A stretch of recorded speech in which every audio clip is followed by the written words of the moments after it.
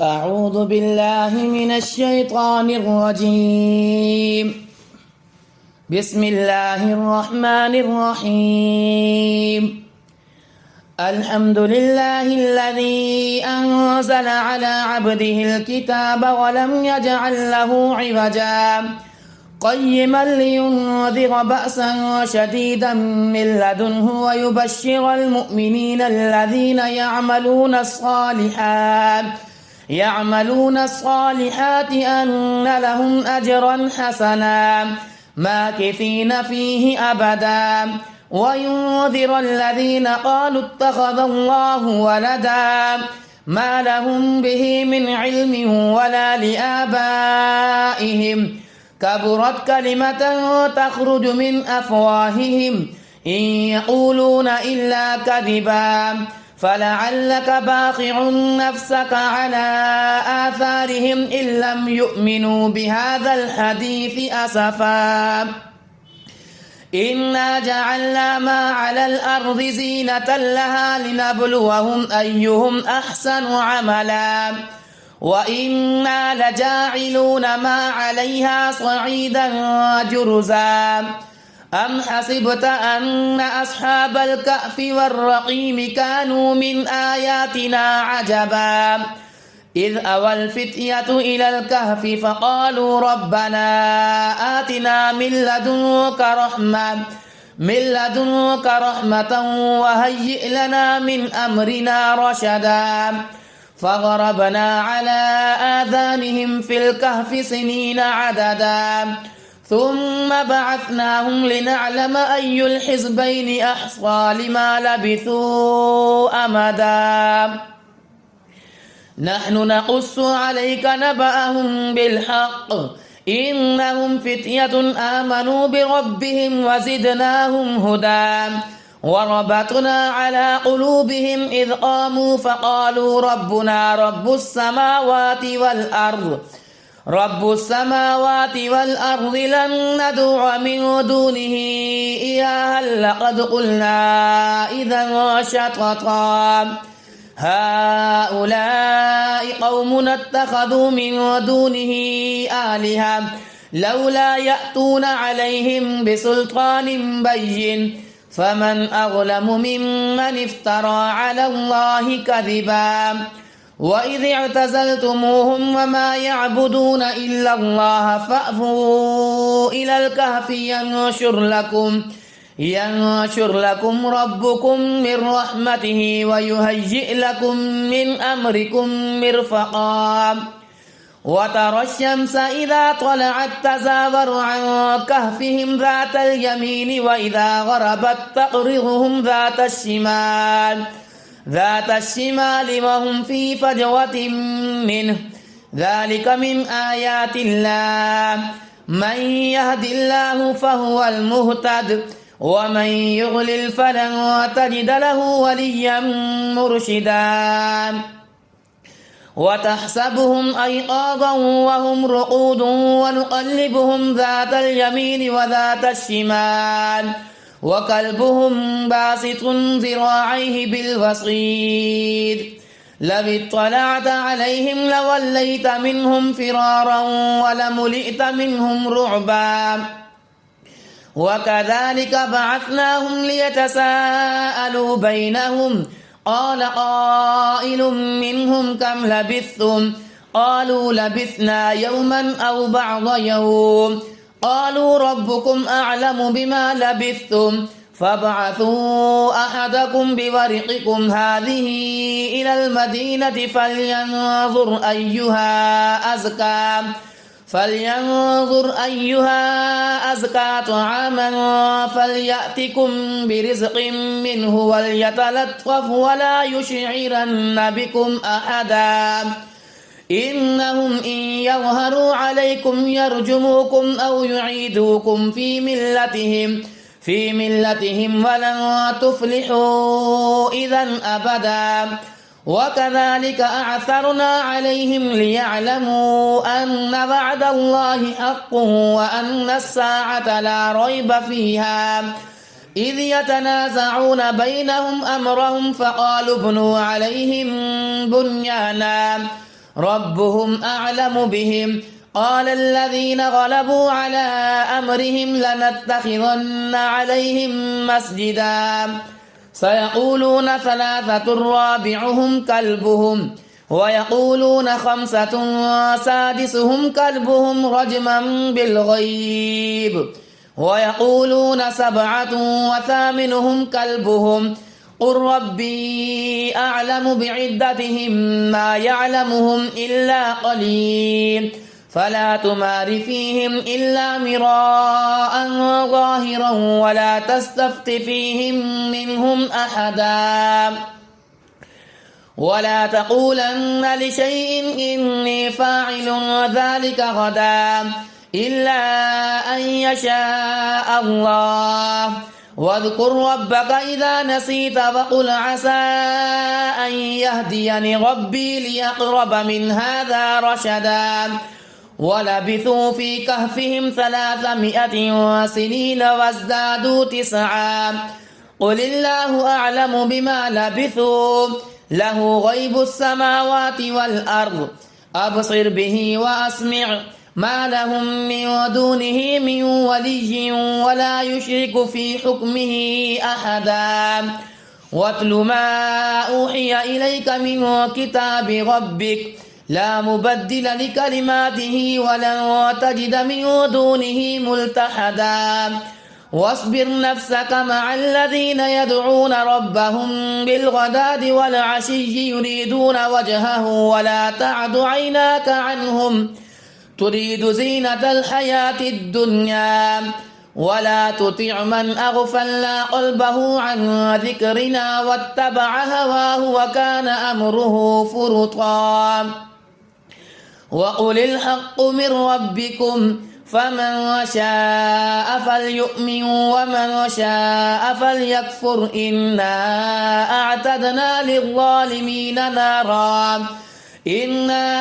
أعتدنا للظالمين نارا أحاط بهم سرادقها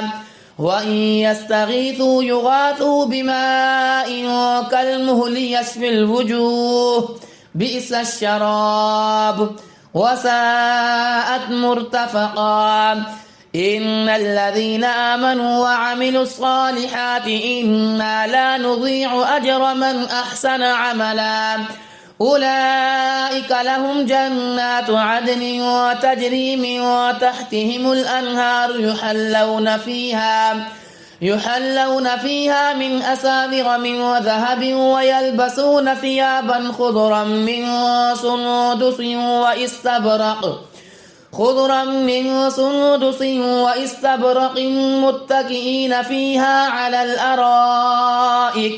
نعم الثواب وحسنت مرتفقا واضرب لهم مثل الرجلين جعلنا لأحدهما جنتين من أعناب وحففناهما بنخل وجعلنا بينهما زرعا كلتا الجنتين آتت أكلها ولم تظلم منه شيئا وفجرنا خلالهما نهرا وكان له ثمر فقال لصاحبه وهو يحاوره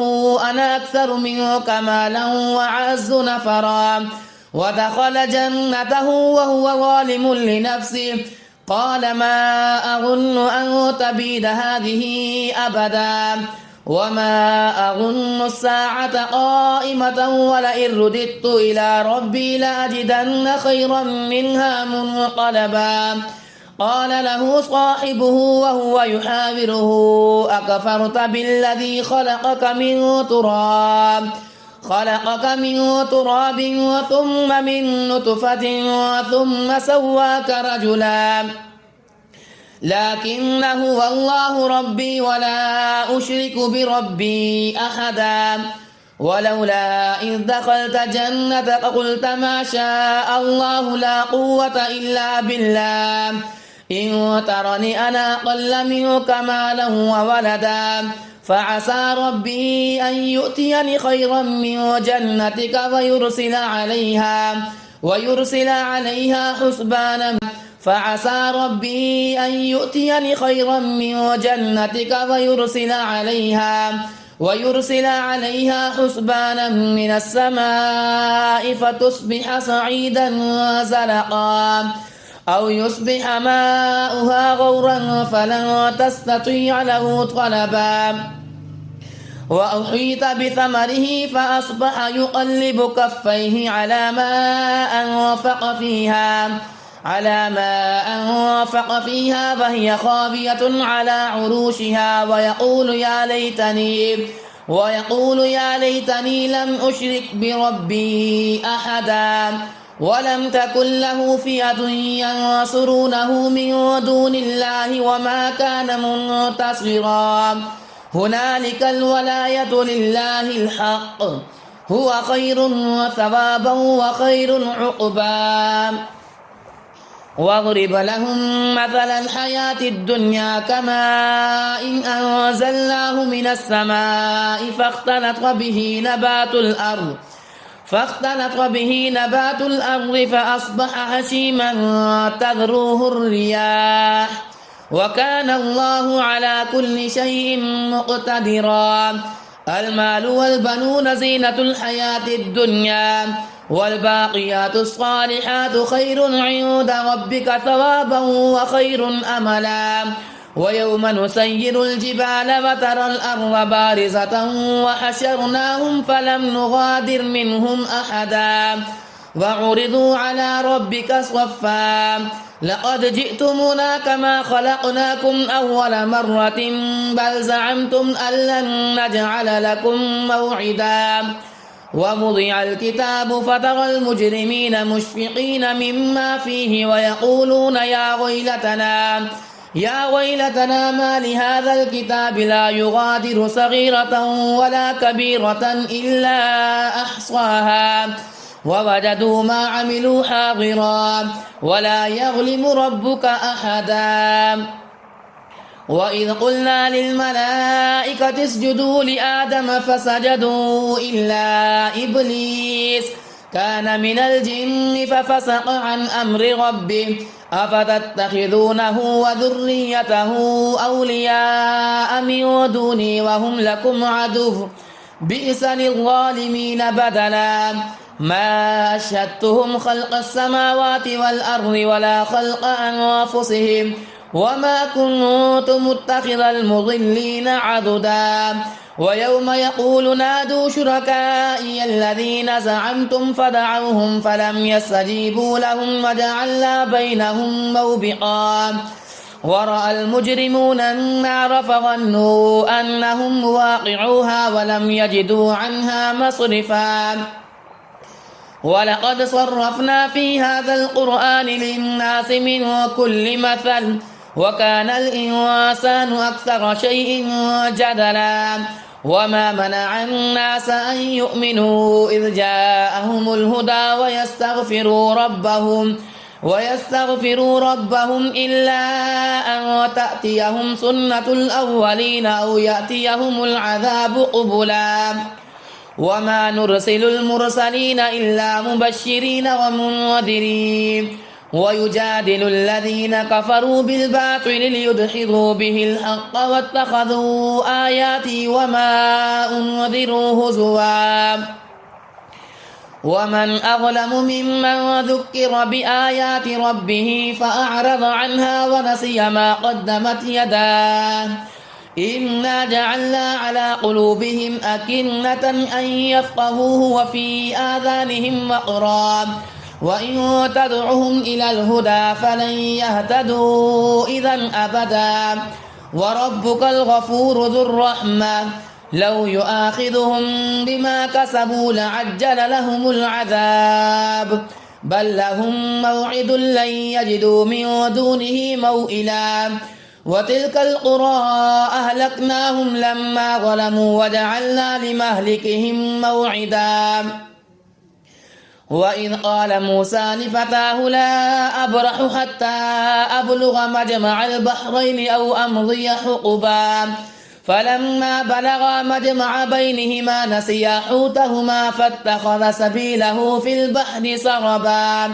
فلما جاوزا قال لفتاه آتنا غداءنا لقد لقينا من سفرنا هذا نصبا قال أرأيت إذ أوينا إلى الصخرة فإني نسيت الحوت وما أنسانيه إلا الشيطان أن أذكره واتخذ سبيله في البحر عجبا قال ذلك ما كنا نبغي فارتدا على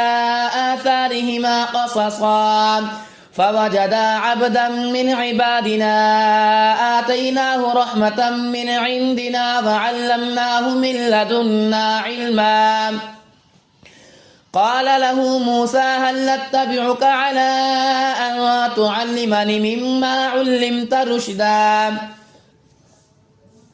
قال إنك لن تستطيع معي صبرا وكيف تصبر على ما لم تحط به خبرا قال ستجدني إن شاء الله صابرا ولا أعصي لك أمرا قال فإن اتبعتني فلا تسألني عن شيء حتى أحدث لك منه ذكرا فانطلقا حتى إذا ركبا في السفينة خرقها قال أخرقتها لتغرق أهلها لقد جئت شيئا إمرا قال لم أقل إنك لن تستطيع معي صبرا قال لا تؤاخذني بما نسيت ولا ترهقني من أمري عسرا فانطلقا حتى إذا لقيا غلاما فقتله قال قتلت نفسا زكية بغير نفس لقد جئت شيئا نكرا قال لم أقل لك إنك لن تستطيع معي صبرا قال إن سألتك عن شيء بعدها فلا تصاحبني قد بلغت من لدني عذرا فانطلقا حتى إذا أتيا أهل قرية استطعما أهلها فأبوا أن يضيفوهما فوجدا فيها جدارا يريد أن ينقض فأقامه قال لو شئت لاتخذت عليه أجرا قال هذا فراق بيني وبينك سأنبئك بتأويل ما لم تستطع عليه صبرا أما السفينة فكانت لمساكين يعملون في البحر فأردت أن أعيبها وكان وراءهم ملك يأخذ كل سفينة غصبا وأما الغلام فكان أبواه مؤمنين فخشينا أن يرهقهما طغيانا وكفرا فأردنا أن يبدلهما ربهما خيرا منه زكاة وأقرب رحما وأما الجدار فكان لغلامين يتيمين في المدينة وكان تحته كنز لهما وكان أبوهما صالحا فأراد ربك أن يبلغا أشدهما ويستخرجا كنزهما رحمة من ربك وما فعلته عن أمري ذلك تأويل ما لم تستطع عليه صبرا ويسألونك عن ذي القرنين قل سأتلو عليكم منه ذكرا إنا مكنا له في الأرض وآتيناه من كل شيء سببا فأتبع سببا حتى إذا بلغ مغرب الشمس وجدها تغرب في عين حمئة ووجد عندها قوما قلنا يا ذا القرنين إما أن تعذب وإما أن تتخذ فيهم حسنا قال أما من ظلم فسوف نعذبه ثم يرد إلى ربه فيعذبه عذابا نكرا وأما من آمن وعمل صالحا فله جزاء الحسنى وسنقول له من أمرنا يسرا ثم أتبع سببا حتى إذا بلغ مطلع الشمس وجد له من أمرنا يسرا ثم أتبع سببا حتى إذا بلغ مطلع الشمس وجدها تطلع على قوم لم نجعل لهم من دونها سترا كذلك وقد أحطنا بما لديه خبرا ثم أتبع سببا حتى إذا بلغ بين السدين وجد من دونهما قوما لا يكادون يفقهون قولا قالوا يا ذا القرنين إن يأجوج ومأجوج مفسدون في الأرض فهل نجعل لك خرجا على أن تجعل بيننا وبينهم سدا قال ما مكني فيه ربي خير فأعينوني بقوة أجعل بينكم وبينهم ردما آتوني زبر الحديد حتى إذا ساوى بين الصدفين قال انفخوا حتى إذا جعله نارا قال آتوني أفرغ عليه قطرا فما استطاعوا أن يظهروه وما استطاعوا له نقبا قال هذا رحمة من ربي فإذا جاء وعد ربي جعله دكا وكان وعد ربي حقا وتركنا بعضهم يومئذ يموج في بعض ونفخ في الصور فجمعناهم جمعا وعرضنا جهنم يومئذ للكافرين عرضا الذين كانت أعينهم في غطاء عن ذكري وكانوا لا يستطيعون سمعا أفحسب الذين كفروا أن يتخذوا عبادي من دوني أولياء إنا أعتدنا جهنم للكافرين نزلا قل هل ننبئكم بالأخسرين أعمالا الذين ضل سعيهم في الحياة الدنيا وهم يحسبون أنهم يحسنون صنعا أولئك الذين كفروا بآيات ربهم ولقائه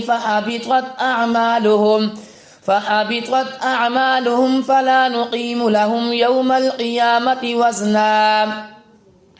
ذلك جزاؤهم جهنم بما كفروا واتخذوا آياتي ورسلي هزوا إن الذين آمنوا وعملوا الصالحات كانت لهم جنات الفردوس نزلا خالدين فيها لا يبغون عنها حولا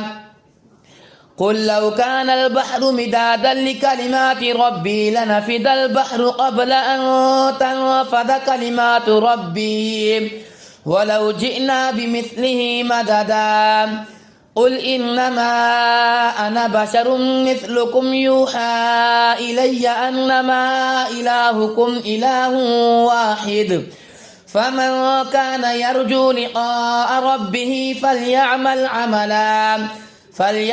عملا صالحا ولا يشرك بعبادة ربه أحدا.